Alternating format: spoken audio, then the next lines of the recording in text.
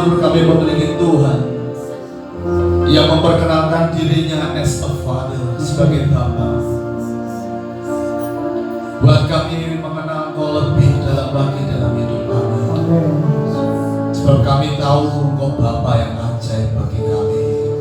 Di setiap kelemahan kami, di setiap kegagalan kami, di setiap kesepian, kesakitan dan kesesakan kami, Kau selalu hadir. Waktumu sempurna buat kami, Bapa. Kau gak pernah meninggalkan kami dalam sekejap. Kau selalu menuntun kami, Kau selalu memegang tangan kami. Bahkan Kau tidak risih dengan kekotoran kami. Kami bersyukur punya Bapa seperti Kau yang memperkenalkan dirinya as a Jesus, sebagai Yesus dalam daging. Bapa yang baik, mari cerahi pikiran kami, mari cerahi hati kami pagi hari ini untuk kami lebih mengenal lagi pribadi-Mu, dan kami berjalan bersama dengan Engkau. Kami merasakan aman, kami merasakan tentram, kami merasakan damai di tengah-tengah pergolakan iklim dunia yang semakin tidak pasti. Tapi kami bersyukur punya Bapa yang memegang tangan kami. Terima kasih Roh Kudus yang baik. Mari aku minta hikmat, wahyu, kecerdasan dan pengertian yang daripada Engkau saja turun di tengah-tengah kami. Singkapkan kebenaran-Mu yang memerdekakan itu, biar kami memenuhi apa yang menjadi tujuan yang Kau sudah tetapkan dalam hidup kami. Dalam nama Yesus, mari yang siap katakan amin. Mari katakan amin. Jadi pagi hari ini saya digerakkan untuk kita belajar bersama-sama tentang marah itu jalan menuju Elim. Nah, marah itu apa? Elim itu apa? Mengapa marah bisa menjadi jalan buat kita sampai ke Elim? Elim itu apa, Pastor? Pagi hari ini kita mau belajar bersama-sama.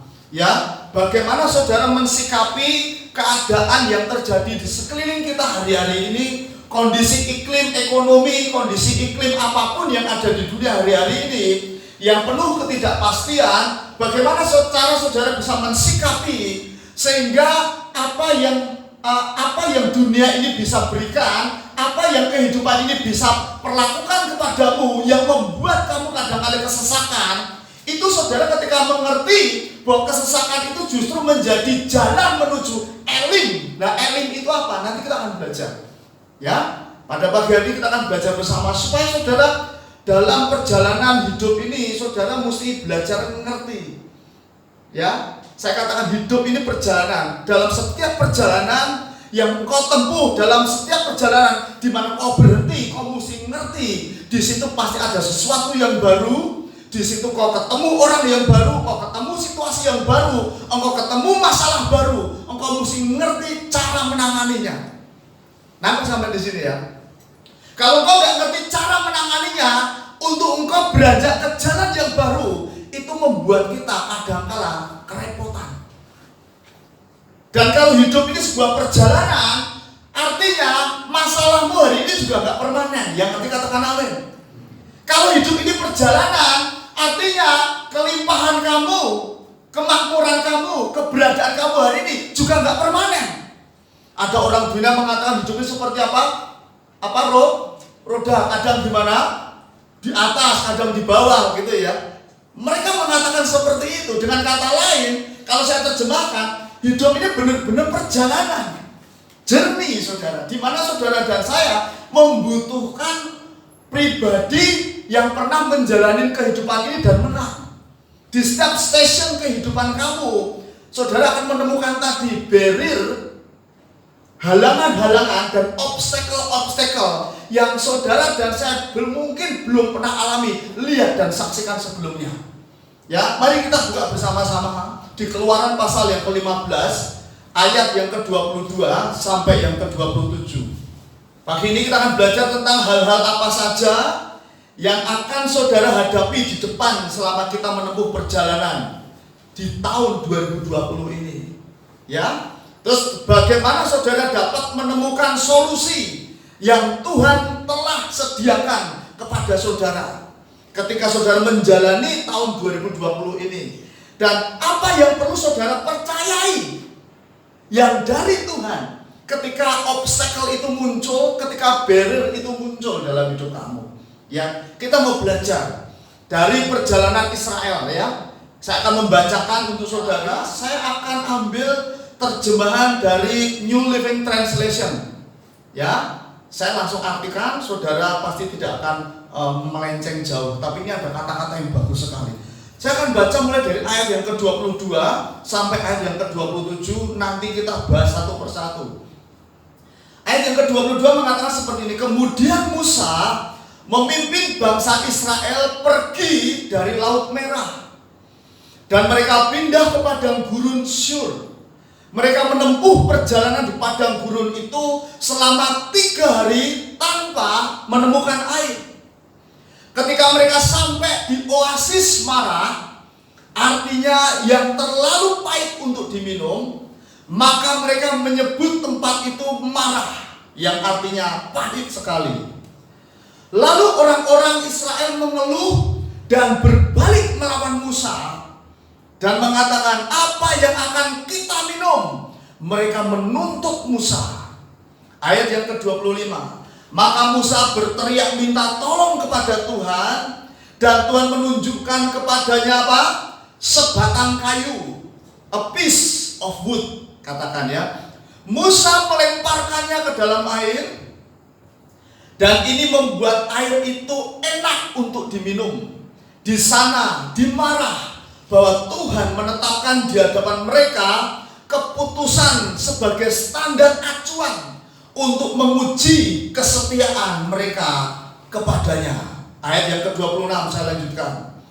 Dia berkata, jika kamu mendengarkan dengan hati-hati suaraku, yaitu Tuhan Allahmu, dan melakukan apa yang benar di hadapanku, mentaati perintahku, mentaati semua ketetapanku, maka aku tidak akan membuatmu menderita oleh salah satu penyakit yang aku timpakan. Garis bawah itu saya akan membahas di situ juga ya. Yang aku timpakan kepada orang Mesir, karena akulah Tuhan yang menyembuhkan kamu. Ayat yang ke-27 baca bersama-sama. 1, 2, 3, iya.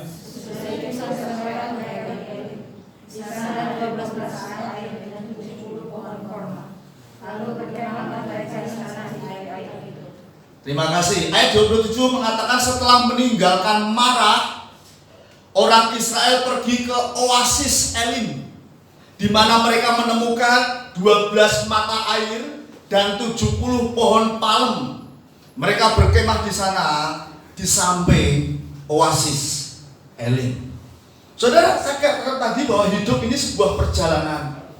Jadi yang saudara dan saya harus perhatikan adalah perjalanan kekristenanmu itu digambarkan mirip seperti perjalanan Israel dari perbudakan di Mesir sampai masuk ke tanah Kanaan.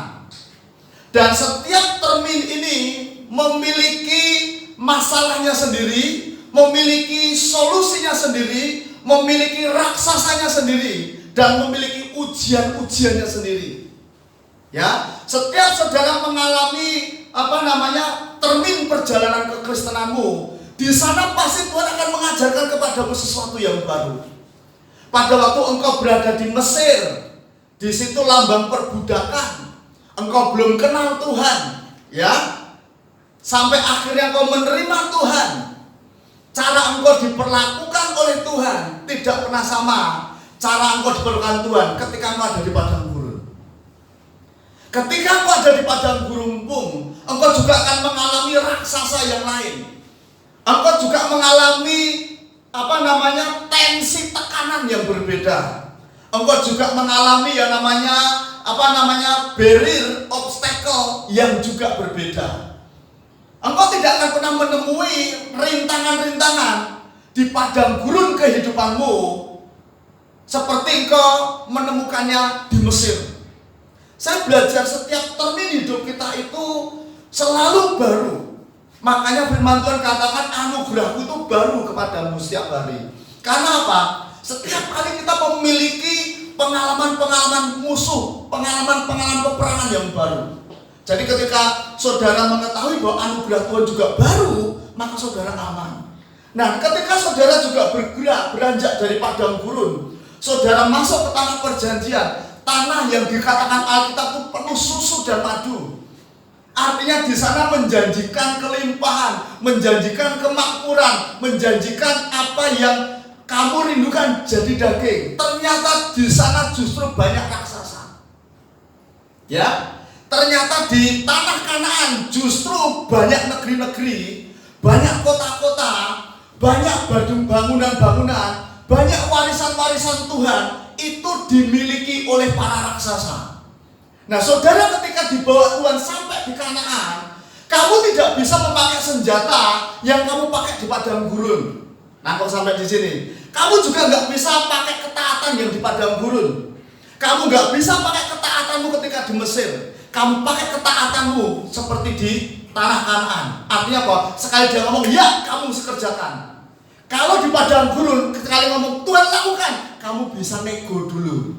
Tapi ketika kamu ada di Kanaan, kamu nggak bisa. Ketaatanmu warnanya seperti ketaatan di padang gurun dan di Mesir. Nah, kalau sampai di sini, jadi setiap termin perjalanan ini berbeda-beda cara Tuhan melatih kamu.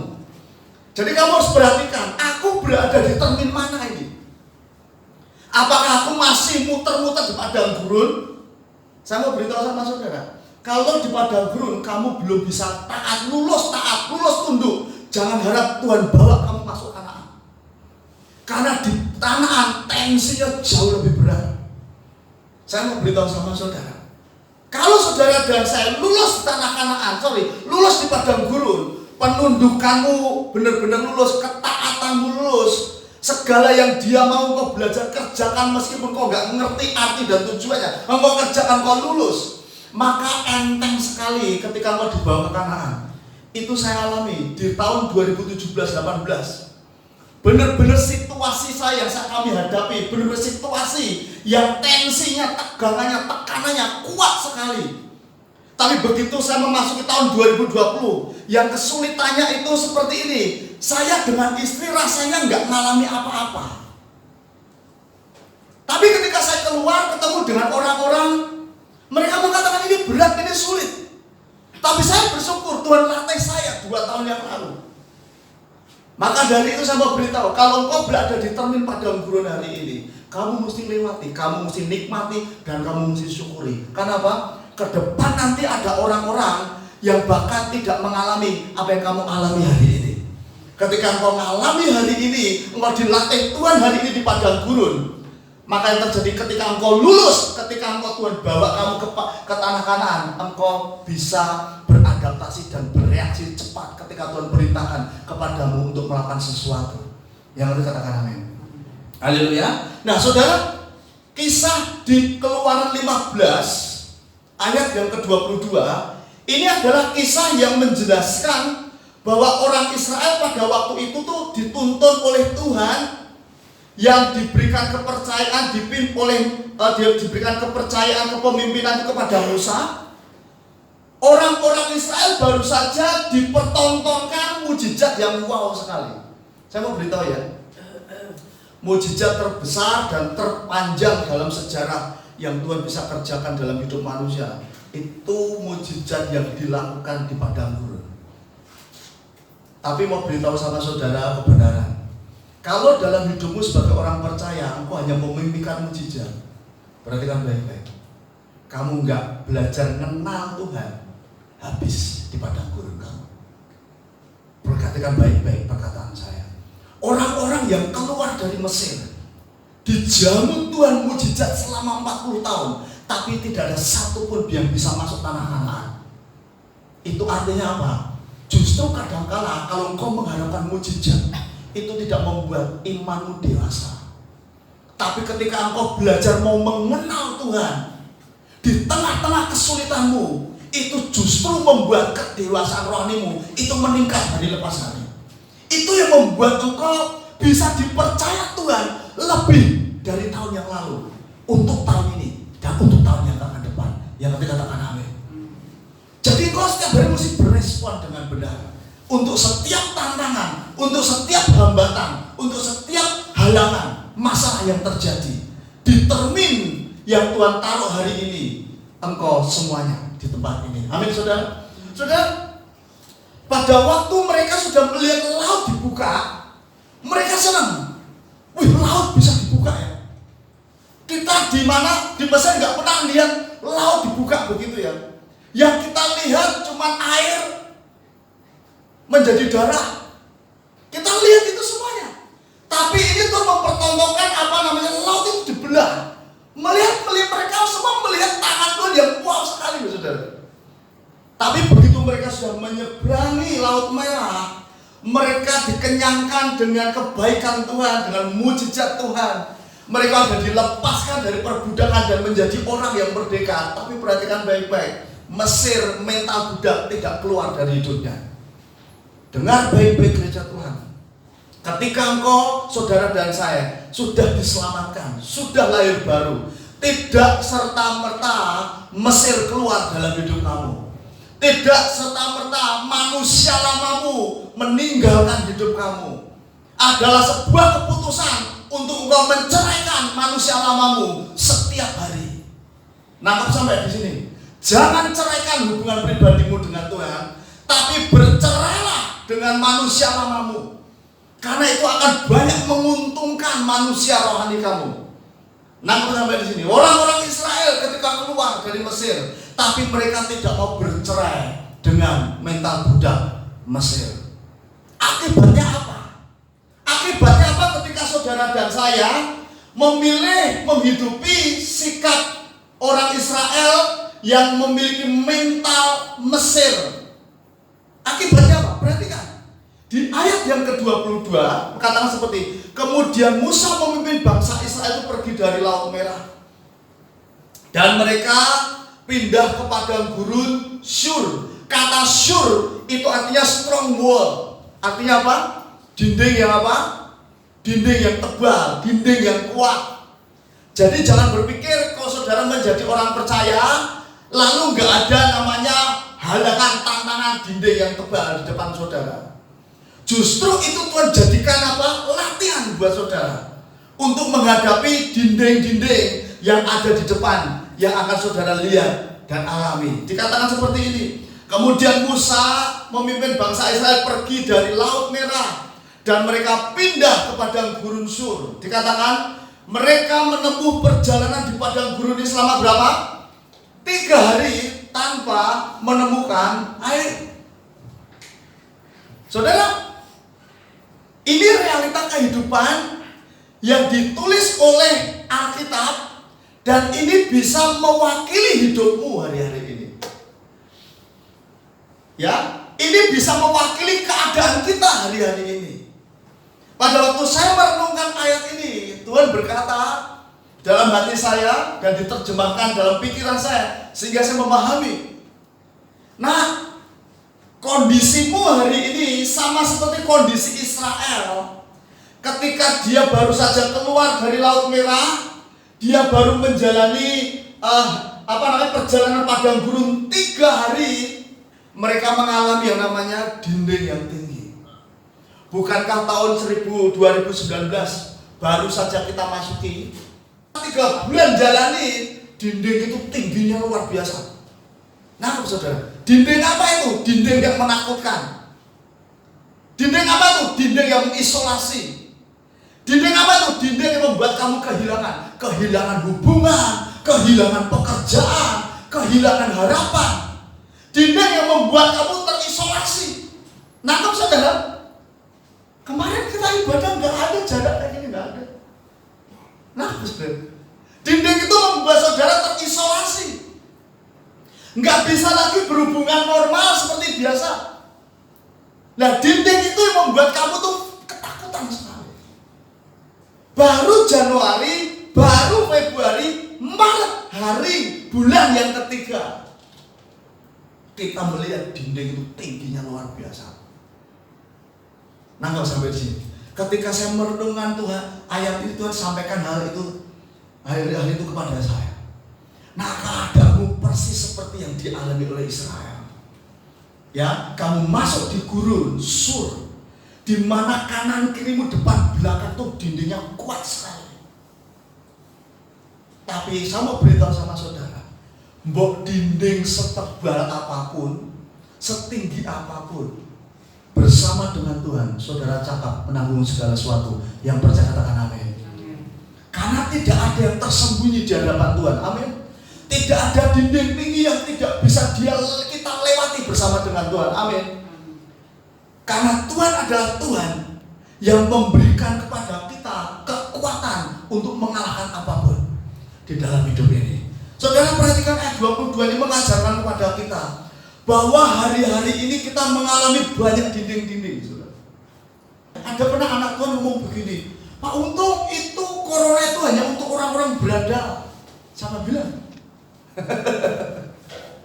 Siapa bilang? Pandemik ini hanya untuk orang-orang berada. Saya katakan kamu salah. Kalau pandemik ini hanya untuk orang-orang berada, pandemik ini nyikat semuanya. Siapapun yang bisa disikat, disikat. Artinya apa? Pandemik ini menjadi sebuah alat seleksi buat siapapun yang memiliki iman yang sejati dengan iman yang tidak sejati, diseleksi dengan pandemik ini. Mengerti sampai di sini ya? Sama seperti tulah yang datang di tanah Mesir, yaitu mengambil nyawa anak-anak sulung. Ya, mereka bisa menyeleksi loh, mana rumah yang ada darahnya, mana rumah yang nggak ada darahnya. Setuju? Sama juga. Hari ini kalau ada namanya virus corona, dia bisa menyeleksi. Walaupun dia tidak, saudara lihat, ingat itu saudara. Walaupun siapapun tidak bisa melihat keberadaannya, tapi dia bisa melihat dan menyeleksi. Ini orang memiliki iman yang seperti apa? Ini orang yang memiliki darah atau tidak? Apakah ini orang memiliki nama Yesus atau tidak? Dia bisa menyeleksi. Saya mau beritahu, jangan biarkan ketakutanmu, kekhawatiranmu, kegelisahanmu mengendalikan hidup kamu hari-hari ini dan hari-hari ke depan. Ya, saya mau katakan ini demi kasih Yesus. Lalu bagaimana? Tolak, saudara.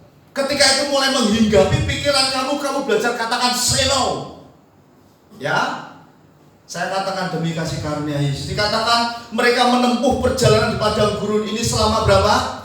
3 hari. Terus ayat yang ke-23, mari kita baca bersama-sama pewahyuan apa yang Tuhan ingin sampaikan di ayat yang ke-23. Dikatakan ketika mereka sampai di oasis Mara, airnya terlalu pahit untuk diminum. Maka mereka menyebut tempat itu Mara, yang artinya apa? Pahit. Saudara, dari ayat 23 ini saya mendapatkan pewahyuan seperti ini, saudara. Hari-hari ini ada banyak orang memiliki oasis Mara yang pahit di musim pandemi ini. Oasis ini gambaran apa sih, Pastor?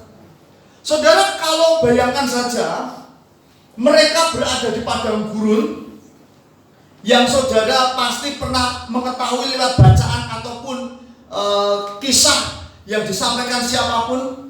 Gak mungkin padang gurun itu panasnya sama di panas di tempat ini, setuju? Yang namanya padang gurun itu panasnya pol. Ya, air menjadi sebuah kebutuhan yang gak bisa ditoleransi, setuju? Ya, air menjadi sebuah kebutuhan vital buat orang-orang Israel. Jangankan ada di padang gurun, kita pun yang ada di negara yang limpah seperti ini air, kita pun membutuhkan air sebagai sesuatu yang vital yang nggak bisa dipisahkan. Nah, ketika mereka menjalani 3 hari di padang gurun, mereka mengalami yang namanya kehausan, nggak ada air. Tiba-tiba mereka itu melihat ada oasis. Dikatakan ada oasis namanya Mara. Oasis itu apa sih, Pastor? Oasis seperti apa? Genangan air, begitu saudara. Genangan air di mana di dalamnya itu ada sumber. Nah, ketika mereka melihat adanya oasis, mereka senangnya luar biasa. Tapi ketika mereka sampai di oasis dan mereka mencicipi air yang ada di oasis itu, rasanya pahit. Artinya apa? Oasis yang diharapkan bisa memenuhi kebutuhannya, memenuhi dahaga fisiknya, memenuhi apa yang dia inginkan darinya, tiba-tiba saja nggak bisa memberikan apapun. Saya mau beritahu sama saudara, hari-hari ini banyak orang punya oasis pahit. Serius, oasis bicara apa, pastor ya? Oasis bicara punya duit hari-hari ini loh, nggak bisa apa-apa. Punya barang apa hari ini dijual kagak bisa. Punya hubungan, katanya aku punya hubungan dengan dia, mati semuanya. Artinya apa itu? Oasis berubah menjadi pahit. Artinya yang tadinya itu bisa memenuhi kebutuhanmu, memenuhi harapanmu, memenuhi kesenanganmu, tiba-tiba justru kok kecap sebaliknya, pahit rasanya. Dengar baik-baik gereja Tuhan. Hari-hari ini banyak orang, termasuk orang percaya, juga mengalami namanya oasis marah. Oasis ini pahit sekali. Ketika dikecap justru mendatangkan bukan kesenangan, pemuasan dahaga. Justru ketika dikecap oasis ini mendatangkan kepahitan di dalam diri yang memilikinya. Saya mau beritahu demi kasih karunia Tuhan. Kalau hari-hari ini saudara dimanapun saudara juga memiliki oasis, tapi oasis tidak bisa memberikan solusi kepadamu hari-hari ini. Oasis berbicara sesuatu yang kau jadikan tumpuan harapan kamu. Oasis juga bicara tentang sesuatu yang bisa menjamin masa depanmu sementara. Oasis ini juga bisa bicara sesuatu yang memberikan keamanan pada kebutuhanmu. Itu bisa berupa pekerjaan kamu, itu bisa berupa bisnis kamu, orang tua kamu, pasangan kamu. Oasis itu juga bicara tentang deposito kamu. Saudara, ada anak Tuhan bilang, waduh, uang di mana aku simpan di bank ini nggak bisa saya ambil. Kenapa? Banknya mau bangkrut. Dan banknya punya rencana diganti dengan tanah. Tanahnya diselidiki, ternyata di bank dikasih range per meter 2,5 juta. Diselidiki di lapangan ternyata range-nya cuma 300.000. Mau bagaimana? Saya mau beritahu sama saudara, ini realita loh saudara. Ini yang sedang kita lihat hari-hari ini. Oasis yang kita kecap hari ini pahit sekali. Oasis yang banyak dimiliki orang nggak bisa tolong hari ini, saya mau beritahu. Siapapun yang saudara andalkan, siapapun yang anak-anak Tuhan hari ini andalkan, yang itu bisa memenuhi kebutuhannya, tiba-tiba saja ketika dikecap rasanya pahit. Berkata, kok kayak gini ya? Nah, kok sampai di sini saudara? Menyodorkan, Pak, tolong jualin Pak mobil saya. Pak, tolong jualin tanah saya. Dan itu bukan nilai yang sedikit loh saudara. Ketika saya melihat ini semuanya, Tuhan berkata, pahit oasisnya toh. Ada ini nggak bisa dijual. Siapa yang mau beli? Punya uang pengen berlibur, nggak bisa berlibur. Mau ngapain gitu? Dengar baik-baik saudara. Meskipun saudara dan saya hari ini melihat ada oasis yang rasanya pahit, selalu ada solusi yang membuat oasis itu berubah menjadi manis kembali untuk menyehatkan saudara. Yang percaya katakan amin. Dan perhatikan baik-baik. Ayat yang ke-24, perhatikan baik-baik. Ini ayat menjadi peringatan kita dan harus menjadi kebijakan kita untuk bersikap seperti apa ketika saudara menghadapi oasis yang rasanya pahit. Ya, perhatikan ayat yang ke-24 menarik sekali. Dikatakan seperti ini, lalu orang-orang mengeluh dan berbalik apa? Melawan Musa. Apa yang akan kita minum? Dikatakan mereka menuntut. Perhatikan, situasi dan kondisi yang kamu rasakan hari ini pahit dan kau tidak menemukan solusinya. Oasis itu berbalik menyerang kamu, tidak berpihak kepada kamu. Saya mau beritahu satu hal, jangan memiliki sikap hati seperti orang Israel. Dikatakan ngeluh, melawan, nuntut. Saya bahas satu-satu saja. Ketika engkau melihat oasismu berubah jadi pahit. Adik saya juga datang, Pak Mas, aku kena PHK. Oasisnya pahit tiba-tiba. Ya, ada satu ngomong juga, aku mau ngambil deposito, nggak bisa bang keluarin. Oasisnya pahit. Di situ engkau diperhadapkan, apakah engkau mengeluh? Mengeluh itu yang seringkali kita pakai kata komplain. Komplain itu apa sih komplain, saudara? Orang yang komplain itu yang apa sih? Orang yang komplain, orang yang hanya memikirkan hal-hal yang tidak ada padanya, lebih daripada memikirkan hal-hal yang ada padanya. Nampak sampai di sini? Jadi ketika oasismu pahit, kamu diam saja. Pikirkan apa yang ada di padamu. Jangan stres dengan apa yang tidak ada pada kamu. Yang nanti katakan amin. Ketika oasismu berubah menjadi pahit dan keuanganmu mulai menipis, kamu harus minta hikmat Tuhan untuk memanage keuanganmu itu. Engkau harus berkata ya di atas ya, engkau berkata tidak di atas tidak dengan keinginan kamu. Nah, engkau sampai di sini. Engkau nggak bisa lagi memutuskan ya dan tidak di musim ini seperti kau memutuskan ya dan tidak di musim sebelum COVID.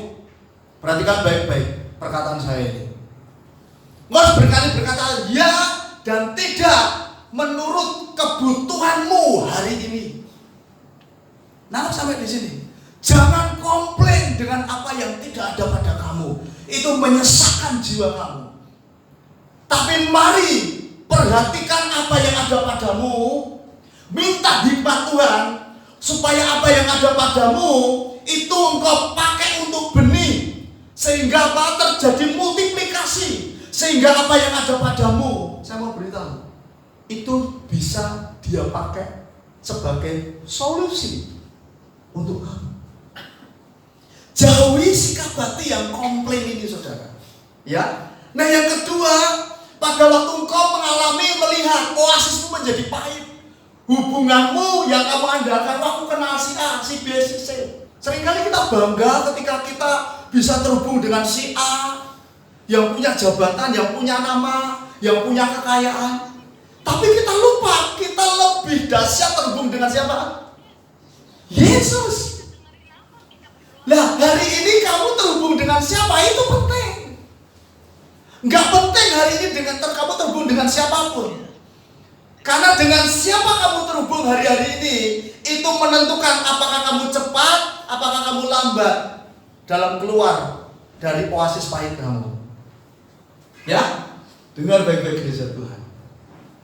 Kadang-kala memang Tuhan izinkan kau masuk ke oasis pahit kamu, agar kamu tahu bahwa hubungan yang terpenting dalam hidup kita ini cuma hanya Tuhan. Yang dikatakan amin. Karena Dia yang hanya bisa memenuhi hasrat hati kamu. Yang lain gak bisa. Yang kedua tadi ayat ini mengatakan ketika mereka ayat yang ke-24, lalu orang-orang mengeluh dan berbalik melawan. Perhatikan baik-baik. Kadangkala ketika saudara dan saya melihat dan mengalami ngecap oasis pahitmu, itu kehendak dagingmu itu cepat bereaksi negatif. Ya, kadang keputusan kita ini tidak lagi didasarkan pada pikiran yang jernih. Kadang keputusan yang kita buat ini tidak berdasarkan hikmat yang dari Tuhan, tapi keputusan kita ini didasarkan pada apa? Ego. Itu yang membuat kita memberontak. Saya mau beritahu, pemberontakan komplain kita ketika kita berhadapan dengan oasis kita yang pahit, saya mau kasih tahu, tidak pernah bisa membawa kamu kepada solusi. Justru hanya mendatangkan sesuatu yang membuat kamu merugi. Dengan baik gereja Tuhan, orang Israel dicatat di ayat yang ke-24 dari Keluaran 15 ini untuk mengajar kita. Kalau hari-hari ini kita mengalami oasis yang rasanya pahit, apapun yang kita miliki, yang kita andalkan, yang kita lihat, yang kita banggakan, bisa memenuhi seluruh kebutuhan kita, dan tiba-tiba berubah Yang kedua apa? Jangan berontak, tetap tunduk rendah hati. Amin saudara. Karena saya percaya saudara, firman Tuhan katakan Yesus sebagai air yang hidup, living water, setuju? Selalu air itu punya sifat dari mengalir dari apa? Tempat yang apa? Tinggi ke tempat yang apa? Yang rendah. Kalau saudara dan saya tidak pernah merendahkan diri di hadapan Tuhan setiap hari, saudara, saya mau beritahu sama saudara, perlu membangun habit setiap hari merendahkan diri di hadapan Tuhan, untuk kau bisa melihat, menikmati, jalani hikmat Tuhan. Kadangkala kita ngalami masalah, kesulitan, kita benar-benar mentok dan gak menemukan jalan. Tapi ketika kita masuk dalam hadirat Tuhan, kita merendahkan diri di hadapan Tuhan, tiba-tiba saja air kehidupan itu menyingkapkan semua penghalang dan membuat kita bisa melihat clear and clean. Solusi itu benar-benar ada di depan kita. Saudara boleh percaya atau tidak?